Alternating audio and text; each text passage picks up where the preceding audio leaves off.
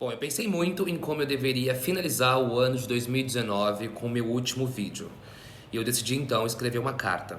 E essa carta vai mais ou menos assim.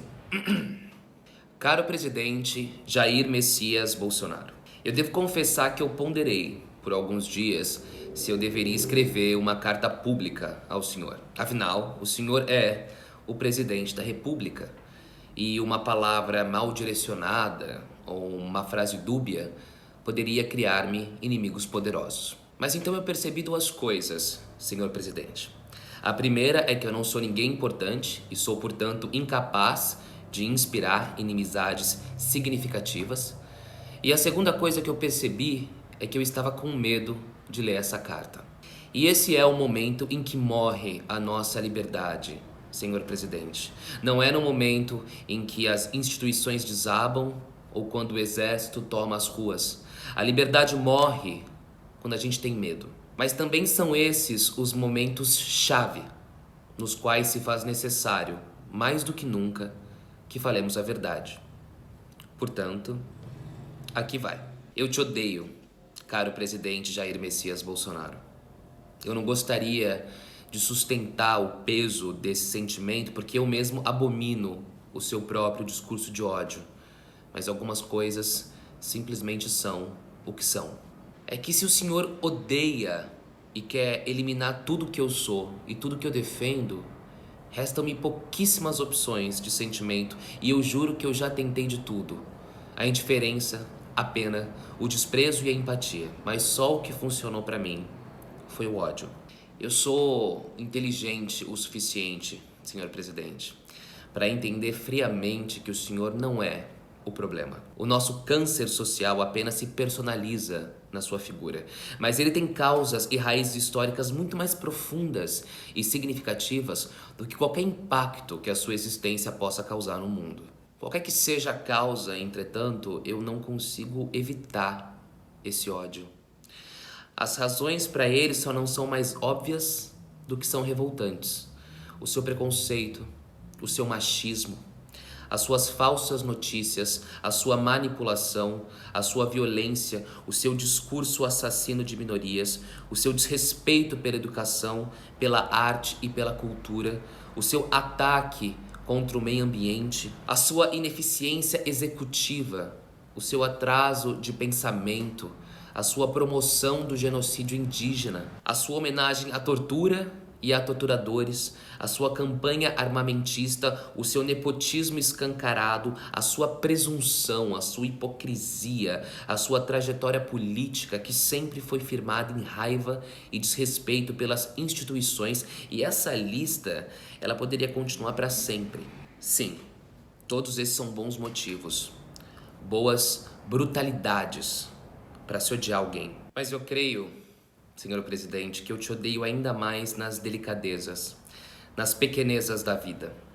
Te odeio muito menos no que faz, mas muito mais no que fazem aqueles que eu amo sob a autorização do seu discurso perverso. Eu odeio ter que entender porque me machuca tanto alguém que defenda o senhor e as suas ideias.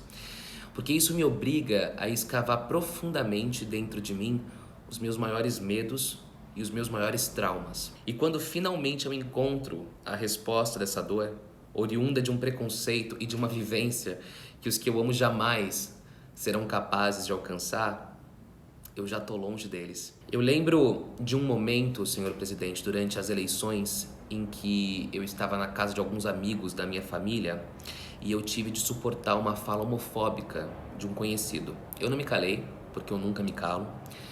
E enquanto eu recebia xingamentos acuado em um canto de um homem que invisibilizava a mim e a minha dor, ninguém foi por mim. Nenhum amigo intercedeu. A minha família inteira se calou.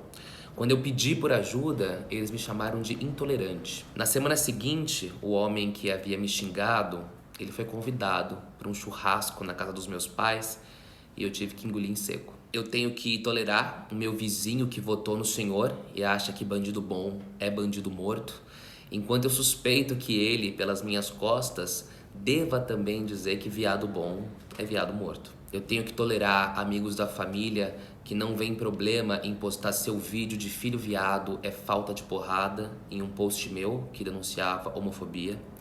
Esse amigo em questão, inclusive, ele foi convidado para a festa de Natal do ano retrasado. Eu não falo mais com primos distantes cujo pai é afundado em escândalos de corrupção, mas votaram no Senhor e em sua família miliciana para acabar com a roubalheira que estava aí. Eu tenho que lembrar todos os dias que pessoas que eu amo votaram, por motivos que eu não sou muito bem capaz de desvendar, em um homem que fala abertamente que a minha existência é uma aberração, que apregoa o meu extermínio. E nesses momentos, eu sou obrigado a perguntar: é realmente possível que essas pessoas me amem? O apoio ao Senhor e às suas ideias cabe nesse amor? Podem essas duas faces opostas conviverem juntas? Eu odeio ter que relativizar o meu amor. No fim, senhor presidente, eu creio que te odeio porque o senhor obrigou que eu me odiasse. Mas eu me odeio por carregar em mim essa desconfiança insistente sobre qualquer pessoa que cruze o meu caminho. Será que é a favor da morte? Será que é a favor da tortura? Será que é contra a beleza e a cultura? Impregnou-se em mim essa veia investigativa que eu nunca tive, essa ânsia de esquadrinhar os discursos de cada pessoa em uma conversa despretensiosa de bar, procurando como se eu fosse um cão farejador por preconceitos escondidos nas falas das pessoas. E eu só queria tomar uma cerveja no bar. Eu me odeio por ter de pensar a todo momento em todas essas coisas. Eu me odeio por duvidar do amor que me é dispensado, por não poder curtir mais um churrasco em família com o vizinho, sem me sentir pessoalmente atacado, por não conseguir digerir a comida do jantar com o homem que grita e aponta o dedo na minha cara porque o Senhor forneceu esse aval, por eu ter que aceitar essa contradição dilacerante das pessoas que eu amo e que dizem que me amam, por eu ter de suportar o soco, que é o silêncio e a conivência dessas pessoas com aquilo que me adoece, com aquilo que me faz ansioso, com aquilo que me causa depressão, com aquilo que me faz perder o sono, com aquilo que me mata. De ter que ouvir da minha mãe: não vale a pena discutir por política, sendo que a minha existência é intrinsecamente política. Do meu irmão ter convidado um assumido homofóbico que me agrediu para um churrasco na nossa casa, mesmo ele sendo capaz de matar e morrer por mim. Pelo meu outro irmão ter votado no Senhor, o candidato do viado é falta de porrada, muito embora ele apoie integralmente o meu relacionamento com outro homem. Pelo meu pai ter um discurso militarista e armamentista e mesmo assim ser um dos homens mais gentis e carinhosos que eu conheço. Eu amo meu pai, eu amo a minha mãe, eu amo meus irmãos, senhor presidente. Eu apreciava a companhia de alguns vizinhos, de alguns parentes. Eu gosto de festas e eu sempre fui boa praça. Mas quando eu lembro que o Senhor autorizou que a pior parte deles emergisse aos meus olhos, eu tenho que escolher odiar você do que odiá-los, porque senão eu tô sozinho de novo e eu cansei de pautar a minha existência em solidão. Talvez você pense então que a responsabilidade não pode ser sua, que o Senhor não pode ser culpabilizado pelas ações e pelos pensamentos nefastos dos que estão ao meu redor. E o Senhor tem razão. A culpa é inteiramente deles. E talvez eu tenha escrito essa carta mais pelas palavras que eu gostaria que eles ouvissem do que pelas palavras que eu queria que o Senhor escutasse. Mas é que eu tô numa sinuca de bico. Porque não importa de quem é a culpa, eu não consigo agora viver sem ter que estar constantemente resistindo, lutando contra os demônios que o Senhor autorizou que saíssem dos porões. As pessoas me dizem que isso é um fenômeno positivo. As máscaras caíram, eles gostam de dizer. Mas eu confesso que eu preferia as máscaras. Os rostos nus dessas pessoas que eu achava que conhecia tão bem, eles são feios demais, preconceituosos demais, maldosos demais, desumanos demais. Quando as máscaras estavam em seus lugares, eu tinha a chance de apenas existir, senhor presidente. Ao invés de passar uma vida apenas resistindo, eu nunca escolhi ter de lutar. Mas não me resta escolha, senhor presidente. É por isso que eu termino essa carta afirmando o que em mim já é óbvio. Não há opção se não resistir.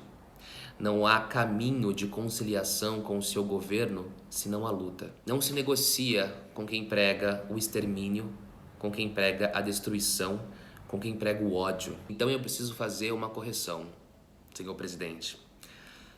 Eu não te odeio. Porque isso que eu sinto não pode ser chamado de ódio. Se o senhor prega a minha extinção, não pode a minha reação ser classificada como ódio, pois querer sobreviver não pode levar a alcunha de algo que é tão perverso. Então não, eu não tenho ódio. Eu tenho instinto de sobrevivência. E cada partícula do meu corpo que quer sobreviver e quer viver em paz com os que eu amo vai ser colocada à disposição da luta contra o seu projeto de governo genocida. Isso eu garanto.